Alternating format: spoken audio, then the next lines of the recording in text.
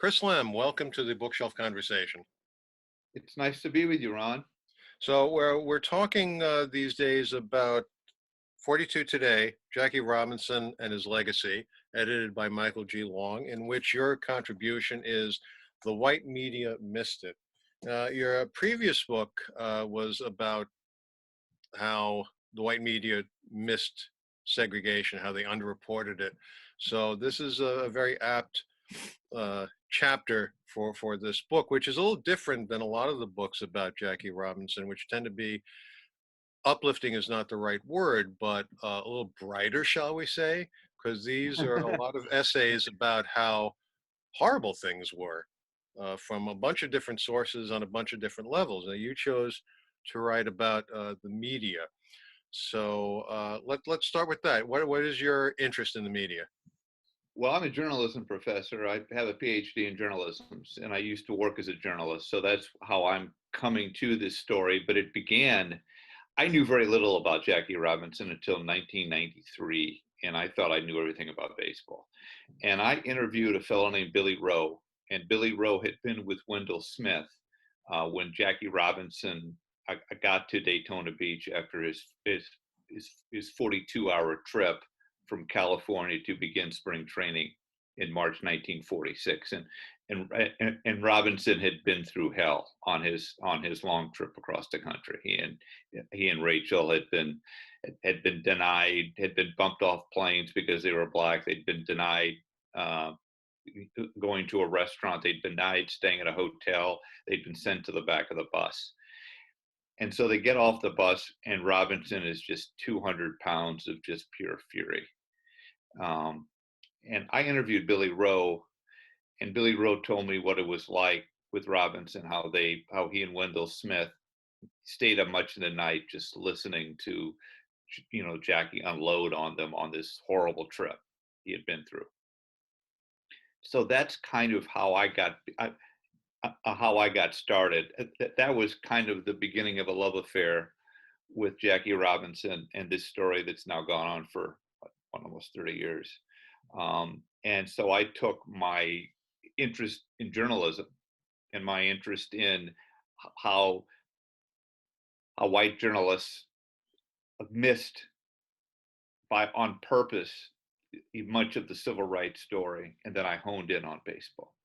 Now, Turk Wendell, pardon me, Wendell Smith is a very interesting character, and he's portrayed quite largely in the biopic 42. And as you write, as an African American journalist, he was denied press privileges. He couldn't be in the press box. He couldn't be in the dugout. He couldn't be in the clubhouse.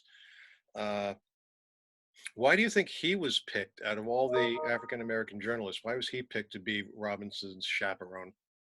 Well, he picked himself. Partially, he had been at the front of this campaign to end segregation in baseball. As a high school kid, he'd been denied a pro baseball contract because he was black. As a young sports journalist, he had been told that by baseball commissioner Ford Frick that the owners wanted blacks in baseball, but it was the players they were keeping blacks out of baseball. So then Smith hung out at a hotel in Pittsburgh and interviewed the opposing teams every time they came to town, and he wrote a series of stories that said the players are all for integration. It's the owners, it's the commissioner, and then he kept pushing it, and he brought Jackie Robinson to Boston for a tryout in 1945, and then after that, Branch Rickey hooked up with him, and Branch Rickey at that time had not tipped his cards that he wanted to integrate baseball or sign Jackie Robinson, but he knew that Wendell Smith was a big part of this, and he paid Wendell Smith to go down to spring training and to be Robinson's bodyguard, chauffeur, father confessor, whatever that spring. Now, it's interesting you mentioned, I was going to bring that up about the fact that he interviewed several players. The names you listed in the essay were pretty high profile: Dizzy Dean, Mel Ott, Leo DeRocher, Carl Hubbell. later on, you write about an AP reporter who interviewed Southern players, maybe of a lesser stature, who came out against Robinson. So when Smith picked his players, did he try to interview a lot of players or just those he thought might give him the answers he wanted? You've captured really the crux of newspaper coverage of this story and what you just said. But to answer your question, he interviewed dozens and dozens and dozens of players. He printed interviews with 48 or 50. So he interviewed a lot of players. Now it might have been he didn't publish the interviews with players who were against integration. That's that's possible. Casey Stengel was against integration. Paul Dean, the lesser Dean, was against integration. But for the most part, he may have only chosen those people who supported his argument. I don't know. That's a very good question. You also say that Rickey paid for Smith to travel with Robinson. Now I'm thinking, I remember in the in the movie Eight Men Out, there's a scene where the reporters are being feted by Charles Comiskey, and in those days, and I don't know if it extended as late as the 40s, uh, there was a relationship between newspapers and teams where the newspapers were almost dependent on the teams to pay for travel, food, lodging.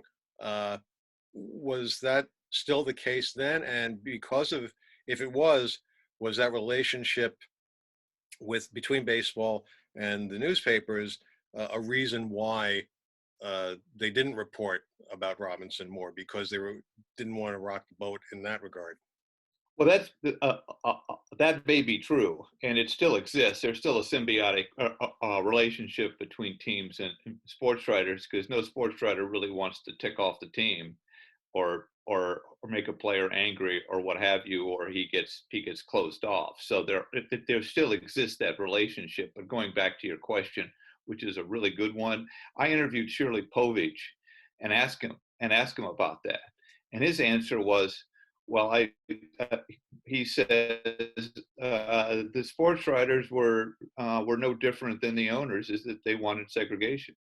And so I just think that the feeling of white America was, we've always had segregation, where we'd prefer to have segregation, and there were a lot of reasons why they supported segregation, whether they were bigots or whether they thought that they might lose their jobs to more talented blacks, or whatever the reason was. Now you write about American journalists. What about Montreal? I'm curious about Montreal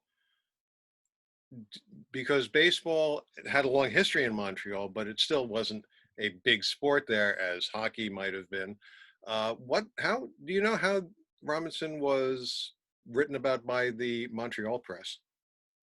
He was treated much better in the land, as opposed. It's ironic that Rickey had to take, he had to take his the sport of baseball, the land of the free and or the home of the free and the land of the brave, out of America to integrate it both in Montreal one year and then in Havana, Cuba the next spring. But yeah, he was treated much differently in Montreal. There were Montreal, for one thing, it was what, half French, or significantly French.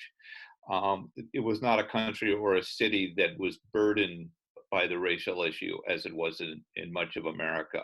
But I think, and the fans loved him. The fans absolutely loved Jackie Robinson. So it was, and Rachel talks about how they felt free in Canada. Now Montreal was part of the International League, if I recall. Right, So I don't know if Toronto was in the league at that point, but the majority of the teams were not in Canada. right. I guess Or once with he the goes back Virginia. across the border, he faces the same problems with those papers as the major league cities. But he faces bigotry in every other city, and even in Syracuse, which you wouldn't think is fairly close to Canada. He faced bigotry there. He of course faced bigotry in Louisville, and I think Baltimore was then an International League team.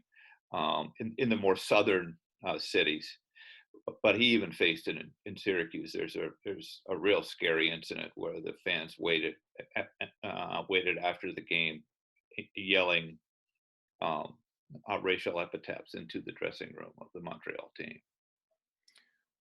In writing this particular essay, was there anything that surprised you? Not because I've been researching this for so long. I wasn't too surprised. It sort of confirmed what I already believed. The idea that this story to Black America was the moon landing. It changed everything. It changed what was possible. And to the white press, it was a Black story, or it was a curiosity, as if Robinson was a 39-year-old rookie or a one-armed, pitcher or something like that. The white, for the most part, white sports writers made absolutely no attempt to connect this story to what was happening in civil rights in America. What about the communist papers? Oh, the communist papers were terrific. The Daily Worker, which was published, I believe, in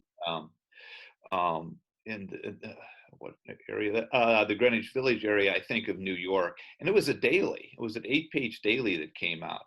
And the Daily Worker not only did more stories than all the white newspapers put together on calling for the integration of baseball or the desegregation of baseball. They did more stories than all the white newspapers and all the Black newspapers combined.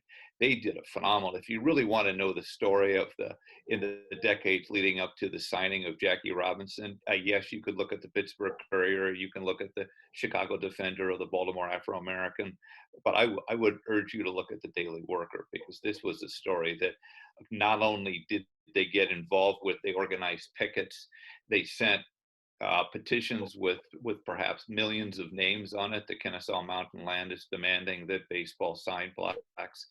They had connections to New York State politicians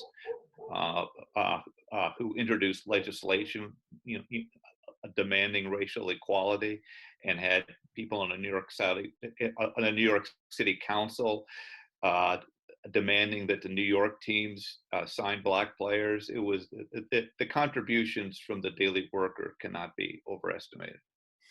If there's one thing you want readers to take away from your essay, what would that be? I want them to look at now. How far have we gone? You look at issues such as what's happened last year with the racism on the Floyd murder and other murders. I want people to look at Colin Kaepernick and the idea that he protested because he had run out of all other options. The idea being that Kaepernick wasn't just protesting a few murders of unarmed Blacks at the hands of white cops. He was protesting tens of thousands of murders, hundreds of thousands of murders of unarmed Black people in history. And I just don't understand at what point, what will it take for whites to understand why we need to do something to address this issue? How many people will have to die? Because I think we've hit that number a long time ago. It's certainly something to think about. We've been talking with Chris Lamb, who contributed the essay, The White Media Missed It, to the new book on Jackie Robinson, 42 Today, Jackie Robinson and His Legacy. Chris, thanks very much for talking with us today. It was my pleasure, Ron. Thank you.